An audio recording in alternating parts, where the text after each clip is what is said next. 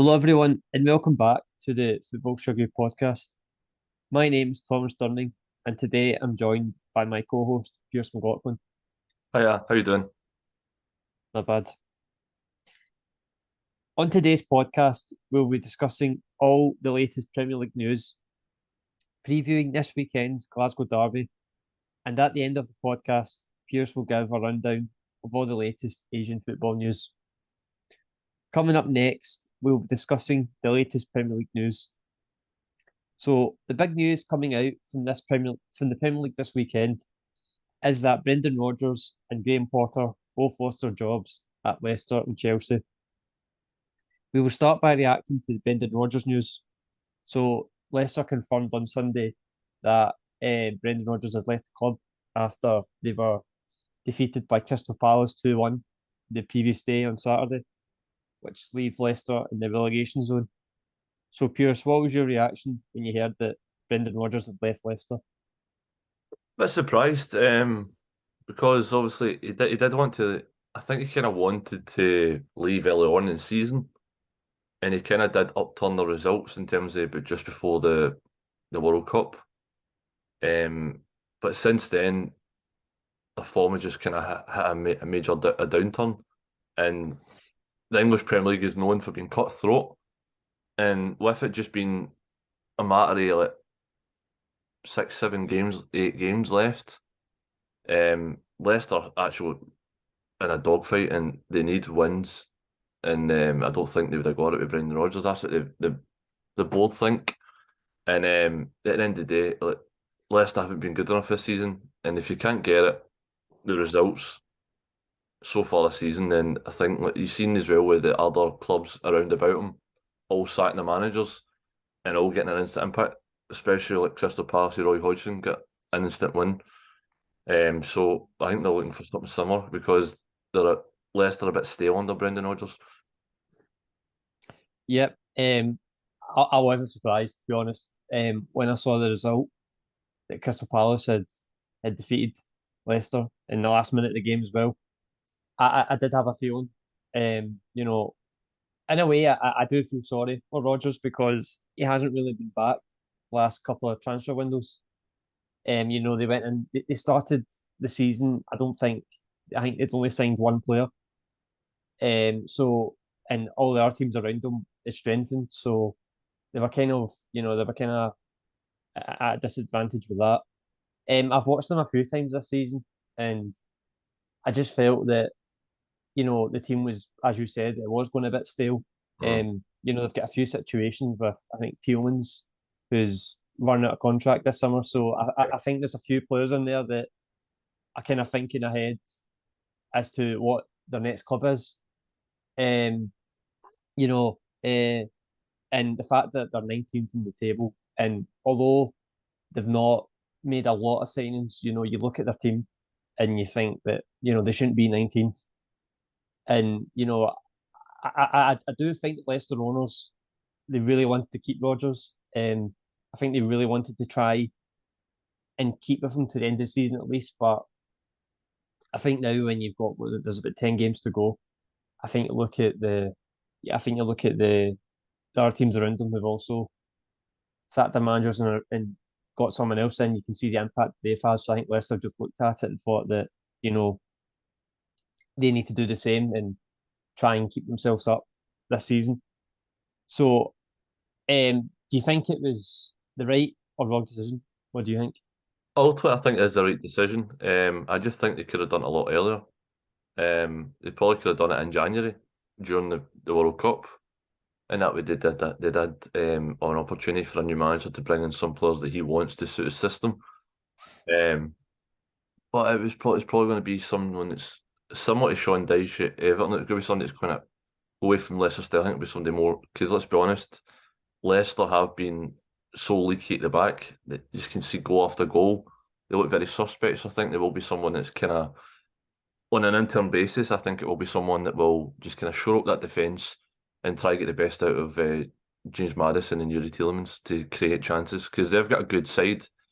They're just lost of confidence, lost of form, and also they're still going to rely on what is it, a 35-year-old Jamie Vardy up front. So Yeah, for yeah, me, they should have had replacements already in the club, and I just don't think they've planned well enough. And the squad, like you said, lack of investment. I think there's only one signing made this season in January. It was like Harry Souttar for 15 million from Stoke. But before that, I think they lost Casper Schmeichel, and then they signed somebody for, I think it was like Alex Smithies from Huddersfield as his replacement. Like when you lose some of that quality in goals, you're going to struggle. yeah. No, totally agree. It's been a really difficult season for Leicester. You know, obviously losing Schmeichel, who's been such a big player for them the last 10 plus years. I, I, I, I do think, well, as I've just said, I do think, although I did see it coming, I do think it was the right decision. You know, because as I've said, that I've watched Leicester a few times this season, and just recently as well. Like after the World Cup, I think in terms of if the season started just after the World Cup, I think they're bottom of the table in terms of form. So I think that just kind of says it all. That it does look like it's gone a bit stale there. So I do think it was the right decision, but in terms of Rodgers itself, I do think he'll get another job pretty soon because I think the legacy he leaves at Leicester as well is it's brilliant. He's won them a couple of cups, the FA Cup, and I think it was the Community Shield they won them. Nearly got them into the top four twice. Went down to the last day of the season, so I think the legacy as well for Rodgers. I think it's really good, and he can leave with his head held high. Mm. So we'll now move on to the news that Graham Potter had left his job on Sunday after Chelsea were defeated by Aston Villa on the Saturday. So Pearse, what was your reaction when you heard that Graham Potter had left? It was a whirlwind day because it was like Rodgers and Potter sacked on the same day. Like, wow, didn't see that coming, like a double sacking in the same day in the Premier League. But in terms of Graham Potter, I think that was less of a surprise for me. I think he's a good manager at Brighton. He proved that.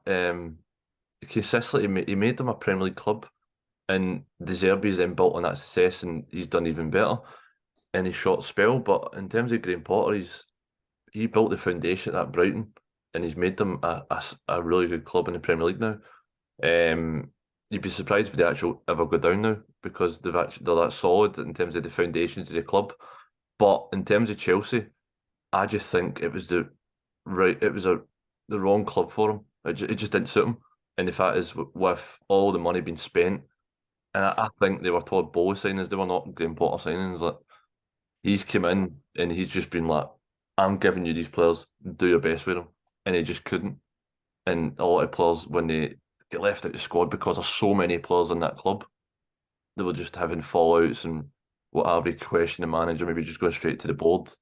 And I just think just reset and he'll get another big job, but not as I think Chelsea maybe just too soon for him, or it was just too much hassle and too much pressure for him. Yeah, no, just like Rodgers, I wasn't really surprised when I heard the news. I've always thought since the day he got appointed, I think it was back in September, that I just didn't think it was the right fit. I don't think you can go from Thomas Tuchel to Graham Potter.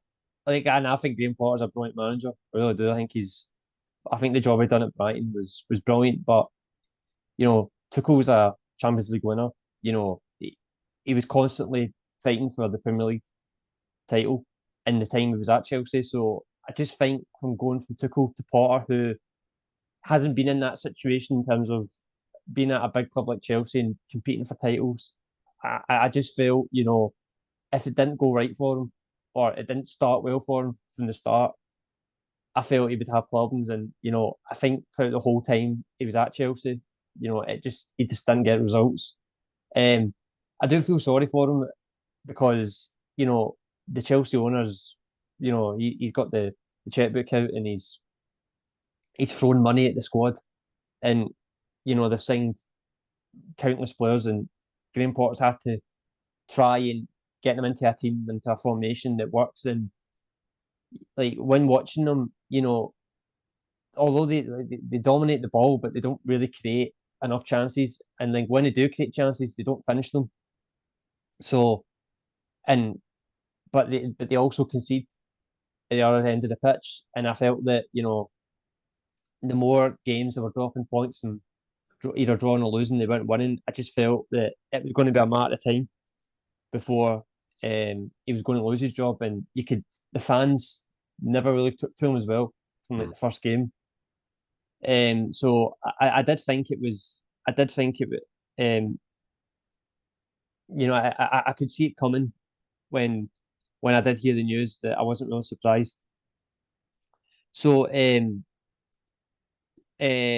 was just going to ask you, what do you think that went wrong for Graham Potter, or do you think anything went wrong for him? What do you think? I think what went wrong was he signed the contract with Chelsea. So I think he just went into an absolute mess. Like the club would have been better just sticking with Thomas Tuchel, because you look what the club is at now. He's at Bayern Munich. That's how highly they rate him. And I just think, like I said, I think Graham Potter just wasn't ready for that elite club mentality. Like it's a different type of pressure. It's a total different kettle of fish. I mean, it's like you're managing a team that's happy just to avoid relegation, and anything above that is just a bonus. I mean, so you're not demanded to win every game. Whereas at Chelsea, you're demanded to win every game, compete in the Champions League, and compete for the domestic trophies. And obviously, like when he's came in, you've not really seen a Graham Potter style of play. There've been too many changes for the sides, and there's just too many players to try and fit into the system, and a lot of the players that have came in haven't hit the ground running at all. Like you look at someone, for instance, like Mudryk. He was really good for Shakhtar in the Champions League and the Ukrainian Premier League, but when he came to the Premier League, I think he's played 10 games, got 0 goals, 1 assist since January. Like that's the difference. Like when you take a step up, it's like when he's signed for £88 million. Players like that, and let's be honest, Chelsea still don't have a number 9. When you don't have a number 9, you will struggle to compete at the top end of the Premier League. Because you look at the top sides in the Premier League, like Manchester United have got Rashford, Arsenal have got Gabriel Jesus and Saka, and Man City have got Erling Haaland, Julian Alvarez. The list goes on. Liverpool have got Salah. I mean, like if you don't have a goal scorer that's going to get you 20, 25 league goals a season, you will struggle. And like you said, they're very leaky at the back as well. So it's like they've got both sides of the game wrong. And I just think Graham Potter just wipe the season and just build his reputation back up again. He will get another Premier League job, but it won't be an elite club. He's just not ready for it in the moment. And Thomas Tuchel, I think Chelsea will be ready to let him go, because he could potentially go on and win the Champions League with Bayern Munich. Yeah, no, totally agree, and I agree with what you said there about Graham Potter. I think Graham Potter should just now obviously decisions been made. I think he'll just be sitting there going, right, I'm just going to forget that this season's ever happened. Because before he went to Chelsea, the job he was doing at Brighton was brilliant, and I don't know, but he might be slightly regretting leaving Brighton now. But I think just totally forget about what happened this season at Chelsea, and he will get another job, and I wouldn't be surprised if he ended up replacing Rodgers at Leicester. That could seem like a good fit. So, no, it was so that's obviously news about Graham Potter. So we will now move on to the preview of the Celtic versus Rangers match. So on Saturday, the 8th of April, Celtic will play Rangers at Celtic Park in what is set to be a title deciding match. Pearse, what is your thoughts about the upcoming match? Excitement, because it is, like I said, it's like every game this season has been kind of like a blockbuster. Both sides have been like outstanding form this season in the league, and even the cup final where Celtic won 2-1. Celtic were the better side, but it was still only 2-1. It's like fine margins. It's all about moving off the ball and like quick passes you're playing. Like if there's one mistake, they're usually punished.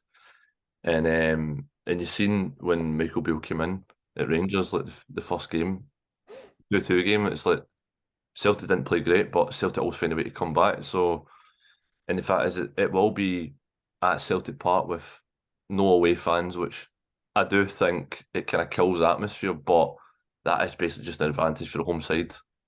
And the last season or two with Celtic, when they've been at home, they've been quite consistent. Like they usually kind of blow Rangers away, to be honest, like 3-4-0. But I don't expect it to be that again.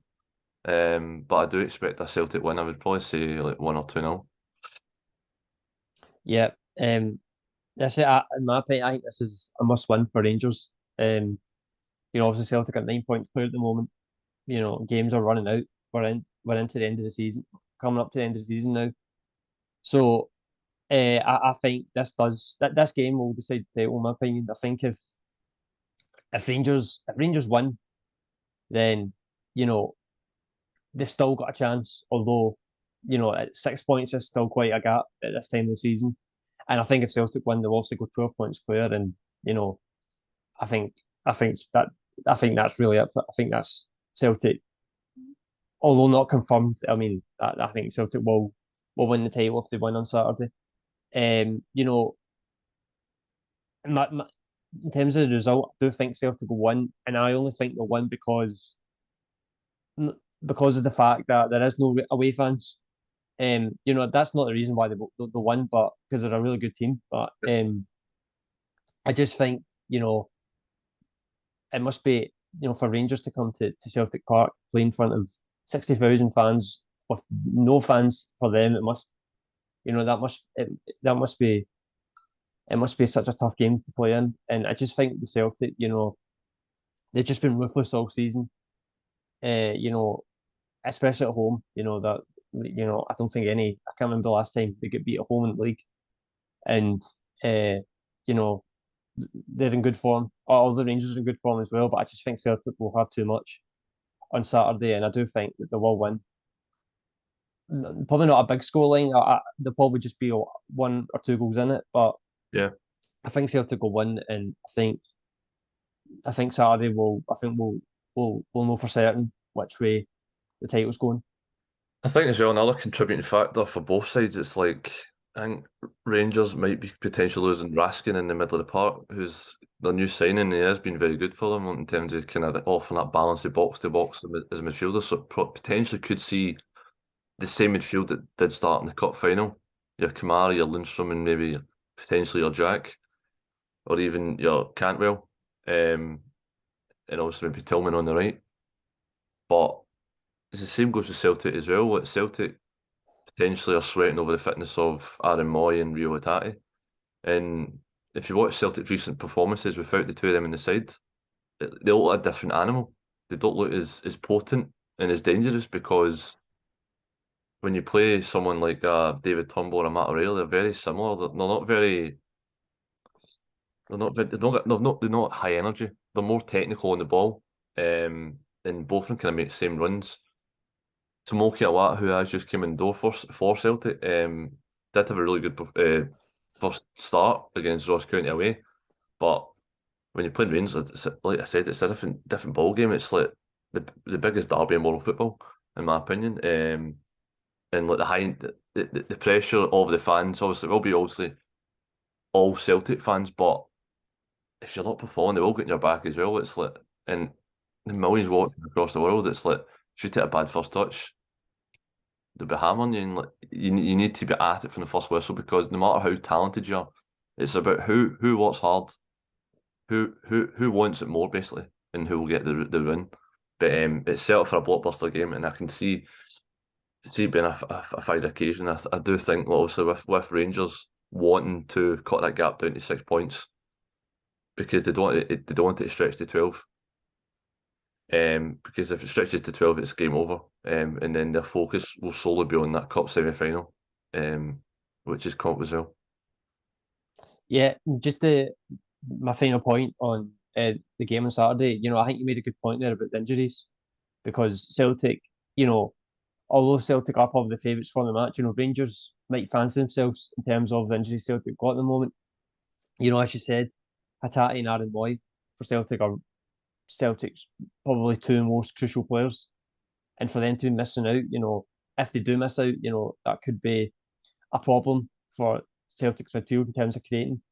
Greg Taylor came off on Sunday against Ross County, and again he's been one of Celtic's best players this season. So that could be an issue, and also Liel Abada, he's missing out, and his record at Celtic Park against Rangers is really good. He seems to always turn up in these kind of games. So Rangers might this time be a bit more confident because of the injuries Celtic have got, and well, as you said, Rangers do have their injury concerns as well. But it does seem like Celtic at the moment are a bit more, they've got a bit more injury issues, but their squad is still very strong. So it'll be interesting to see what the teams are like, the team lineups are like at the start, and how the game goes. So for the final part of the show, Pearse will now give his Asian football roundup. Yeah, so on Friday, I done a match report for the Japanese league, and it was a Kashiwa Reysol 0, Urawa 3, Diamonds 3. And then on Saturday, we had a full card of Japanese Japanese league to finish it off. It was Alberts Nagata 1, Nagoya Grand Prix 3, Kyoto Sangan 0, Vissel Kobe 3. That maintained Vissel Kobe's 100% record in the league as well. Yokohama FC 1, Avispa Fukuoka 1, Kawasaki Antlers 1, Sanfrecce Hiroshima 2, Sagan Tosu 1, FC Tokyo 0, Shonan Bellmare 4, Gambo Osaka 1, Ceres Osaka 2, Yokohama Maros 1, and Hokkaido Consolidado Sapporo 3, Kawasaki Frontale 4. And then on Saturday we had the Korean League, and that was Jumbo 1, Pohang Steelers 2, Gwangju FC 2, Suwon FC 0, Incheon United 0, Daegu FC 0, and Daejeon Citizen 3, FC Seoul 2, which I've done a match report on that as well, and that's available on the Football Chuggu website. And that's us for the Asian football news in terms of the results. Thank you, Pearse, and thank you everyone for listening to this episode of the Football Chuggu Podcast. This podcast will be available to listen to on the Football Chuggu YouTube channel and also the Football Chuggu website. Thanks for listening, and see you soon. Bye-bye.